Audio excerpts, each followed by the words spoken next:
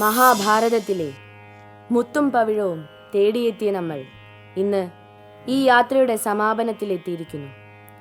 മഹാഭാരതമാകുന്ന മഹാഗാഥയെ ലോകഗുരുവായ വേദവ്യാസൻ ഉപസംഹരിക്കുന്നത് പാണ്ഡവരുടെ മഹാപ്രസ്ഥാനത്തിലൂടെയാണ്.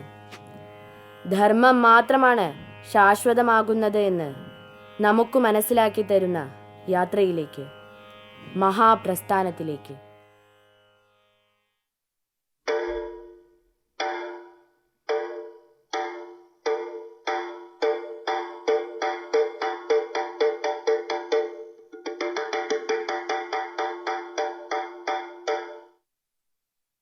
എങ്കിലോ പണ്ട് ഭഗവാൻ ശ്രീകൃഷ്ണന്റെ അനുഗ്രഹം കൊണ്ട് കുരുക്ഷേത്ര യുദ്ധത്തിങ്കൽ അധർമ്മികളായ കൗരവരെ നിഗ്രഹിച്ച ശേഷം ധർമ്മ സംസ്ഥാപനം നടത്തി യുധിഷ്ഠിരാദികളായ പാണ്ഡവന്മാർ അതിവിശിഷ്ടമായ രീതിയിൽ ഭാരതരാജ്യം ഭരിച്ചു തുടങ്ങി.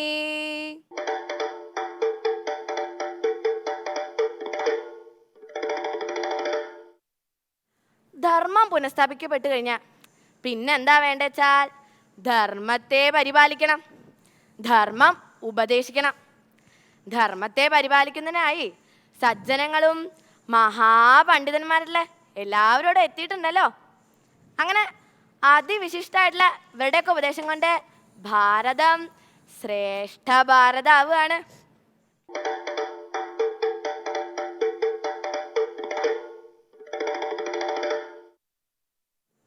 അങ്ങനെ തന്നെയാണല്ലോ വേണ്ടത്. ഭാരതം ശ്രേഷ്ഠ ഭാരതമാണല്ലോ. അങ്ങനെ ഏറെക്കാലത്തെ രാജ്യഭരണമൊക്കെ കഴിഞ്ഞ് അവസാനമായിരിക്കുന്നു. അവസാനം എന്ന് പറയുമ്പോൾ എന്താ, കേമാവണല്ലോ. എല്ലാം അങ്ങോട്ട് നന്നായി അവസാനം അങ്ങോട്ട് മോശമായല്ലോ, ഹൈ വല്ല കാര്യമുണ്ടോ? ഇല്ല. അപ്പോൾ എല്ലാവരുടെ അവസാനം നന്നാവണമെന്ന ആഗ്രഹം അവസാനം അങ്ങോട്ട് പ്രയാസമായാലേ പിന്നെ വലിയ പ്രയാസമാവും. അവസാനം പിന്നെ എന്താ ഉണ്ടായിച്ചാൽ ഈ നേടിയതും വെട്ടിപ്പിടിച്ചോണ്ടൊന്നും ഒരു കാര്യമില്ല അങ്ങോട്ട് ബോധ്യമായി അല്ലേ? ബോധ്യമായില്ലേ? ആവും. ഇന്ന് അന്നത്തെ കാലത്തെ ആളുകൾക്കാണെങ്കിലോ അതും ഇല്ല. ജീവിതം മുഴുവനെ യുദ്ധമാണ്, വെട്ടിപ്പിടിക്കലാണ്. എന്നാ ജീവിതത്തിൻ്റെ അവസാനം ഇതുകൊണ്ടൊക്കെ വല്ല കാര്യമുണ്ടോ എന്ന് ബോധ്യമുണ്ടോ? അതും ഇല്ല. അപ്പോൾ കുറേ ദിവസത്തെ യുദ്ധമൊക്കെ കഴിഞ്ഞ് എല്ലാം നഷ്ടപ്പെട്ടിരിക്കുകയാണേ. കുട്ടികളടക്കമുള്ള ബന്ധുക്കളൊക്കെ നഷ്ടപ്പെട്ടിരിക്കണു. അപ്പോൾ ഇനി ഇതൊന്നും ലഭിച്ചിട്ട് ഒരു കാര്യമല്ല അങ്ങോട്ട് ബോധ്യമായിരിക്കുകയാണ്. അങ്ങനെ ബോധ്യം വന്നു കഴിഞ്ഞാൽ പിന്നെന്താ, പിന്നെ അങ്ങോട്ട് ഇറങ്ങായി എല്ലാം മറ്റുള്ളവരങ്ങോട്ട് ഏൽപ്പിച്ചിട്ട് അങ്ങോട്ട് ഇറങ്ങുക. എന്തിനായിട്ടാ? മഹാപ്രസ്ഥാനത്തിനായിട്ടേ.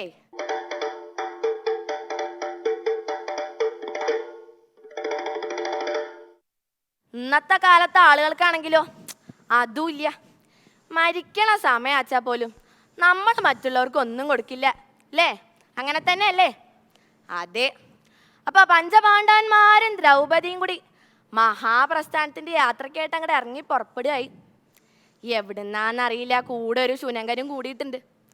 അതങ്ങനെയാണല്ലോ, മഹാപണ്ഡിതന്മാരുടെ സജ്ജനങ്ങളുടെയൊക്കെ കൂടെ കൂടിക്കഴിഞ്ഞാൽ ഒരു ഗതിയും പരഗതിയും ഇല്ലാത്തവർക്ക് പോലും നന്മേ വരുള്ളൂ. അപ്പോൾ പഞ്ചപാണ്ഡവന്മാരും ദ്രൗപദിയും കൂടി മഹാപ്രസ്ഥാനത്തിൻ്റെ യാത്ര അങ്ങോട്ട് തുടങ്ങായി. ഹൈ ദാ ആർക്കെ ചിലർ ഇങ്ങോട്ട് വരുന്നുണ്ടല്ലോ, നോക്കുക. ആ യുധിഷ്ഠിരനാണല്ലോ മുമ്പിൽ, കൂടെ നമ്മുടെ ശുനകനും ഉണ്ടേ. പുറകിലായിട്ട് ഭീമനും അർജുനനും ഉണ്ട്. ബാക്കിയുള്ളവരൊന്നും കാണില്ല.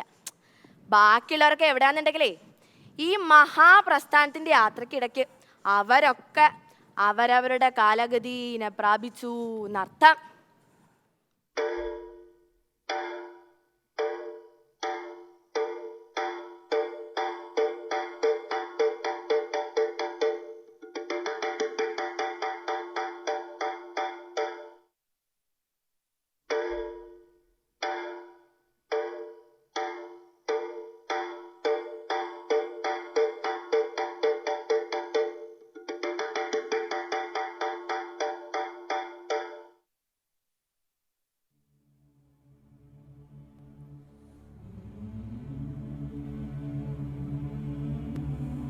ജ്യേഷ്ഠ,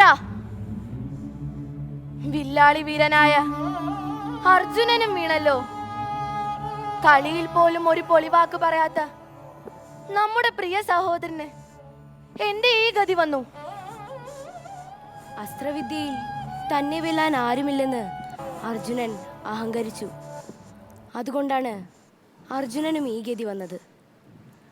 വീണുപോയവരെക്കുറിച്ച് ചിന്തിക്കാതെ മുന്നോട്ട് നടക്കൂ.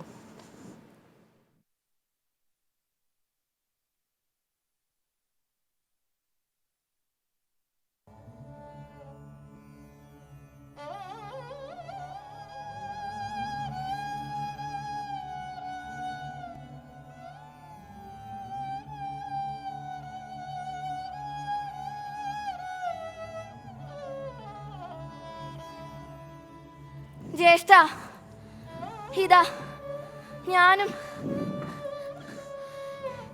എനിക്ക് ഈ ഗതി എങ്ങനെ വന്നു എന്ന് അങ്ങ് പറഞ്ഞാലും.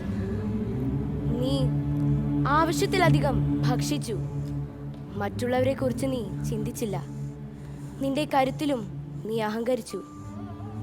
അതുകൊണ്ടാണ് നിനക്കും ഈ ഗതി വന്നത്.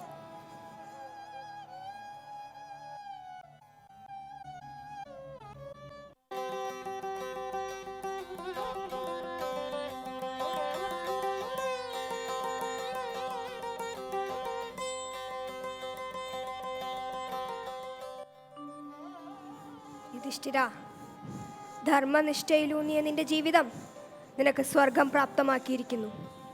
ഞങ്ങൾ നിന്നെ കൊണ്ടുപോകാൻ വന്നതാണ്. നിനക്ക് ഉടലോടെ സ്വർഗത്തിൽ പ്രവേശിക്കാം.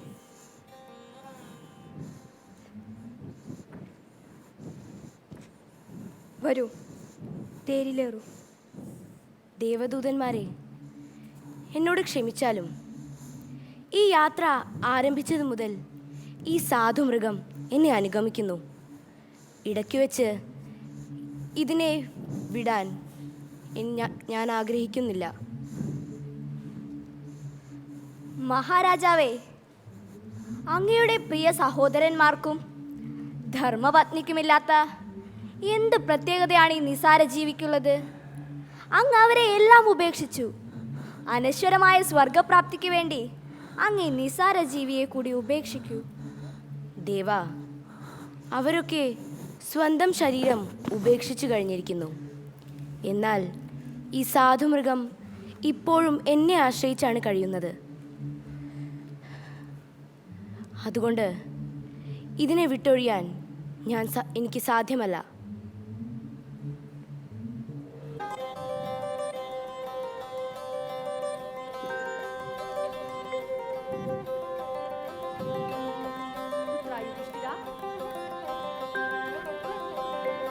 ഈ നിമിഷവും നീ ധർമ്മത്തിൻ്റെ പാതയിൽ ഉറച്ചു നിന്നു.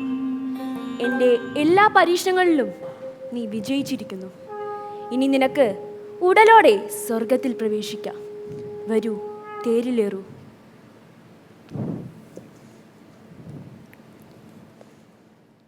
ഓം സർവേ ഭവന്തു സുഖിനഃ, സർവേ സന്തു നിരാമയാ, സർവേ ഭദ്രാണി പശ്യന്തു, മാ കശ്ചിത് ദുഃഖഭാഗ് ഭവേത്. ഓം ശാന്തി ശാന്തി ശാന്തി.